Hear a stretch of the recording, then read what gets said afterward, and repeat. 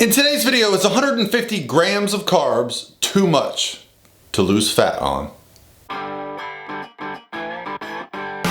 Hey guys, what's going on? This is Paul Ravella from ProPhysique.com.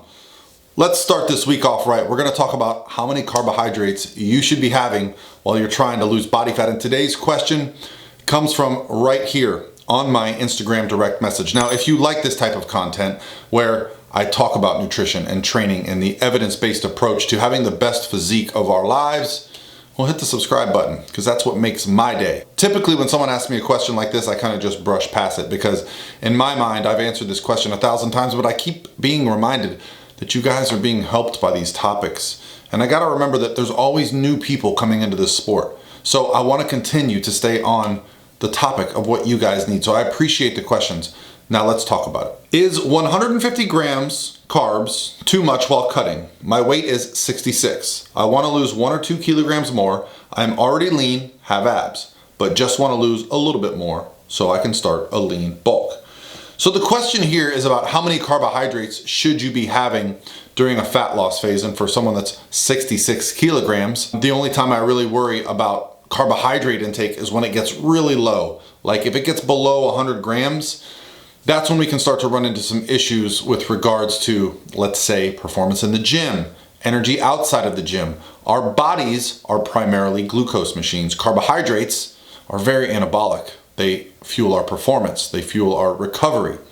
And I know a lot of people right now are kind of low carb dieters, taking a ketogenic approach to dieting where carbohydrates are minimized to the point where our body switches fuel source and becomes a ketone fueled machine.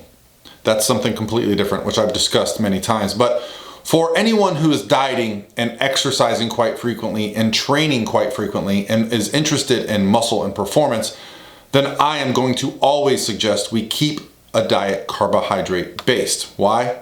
Because it gives the muscles a bigger, fuller look, and that bigger, fuller look also aids in performance. So while 150 grams of carbohydrates isn't inherently a low number, and I've had clients get well below that, what I'll often do is use a refeed approach where I'll bump the carbohydrates up by 100%, maybe 70, 80%, somewhere in there. So if someone's having 150 grams of carbs for, let's say, 5-6 days in a row, we might have one day where we have 230 carbs, something like that. So there's lots of ways to do that. But the most important thing when it comes to weight loss is that we're looking at the overall balance of our protein, of our carbs, and of our fats, because that's going to dictate how we create that caloric deficit. The carbohydrates are the biggest variable in that equation. You need to keep protein in a nice range because too low on the protein means we start to have some issues with perhaps muscle loss. Protein is also great for satiety. It's also very difficult to put on body fat by eating a lot of protein. Fats. Well, fats are something you have to ingest, okay? We cannot produce what we need without fat intake, okay? Carbohydrates, our bodies can create that.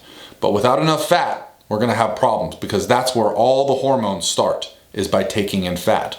So you need to keep fat in a good range, and I usually suggest not going below 20% of your total calories from fat. So with carbohydrates being at 150 grams, the question you have to ask then is, are you making progress? What I like to do is look at a client's week over week progress. Are we seeing changes? And then you want to say, well, if it's 150 grams of carbs is too much, what do we do? Well, what I typically do is I'll drop, say, 30 to 40 grams of carbohydrates over a week. Now, if fat's really high and the fat ratio is well over 20%, I might also bring the fat down a little bit.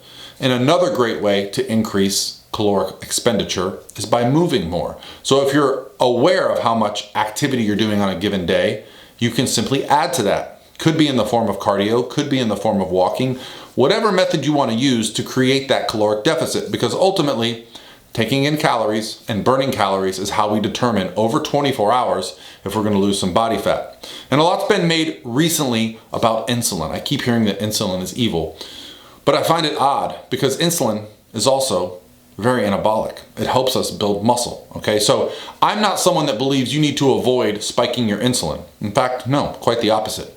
Short spikes in insulin are very good. If you're a healthy person and your pancreas works, whenever you ingest some carbohydrates, insulin does its job and it clears the bloodstream and it moves it into your muscle cells. Does it move some into your fat cells? For sure. But that's where the caloric deficit matters. Our bodies are always storing body fat and always burning body fat at the same time.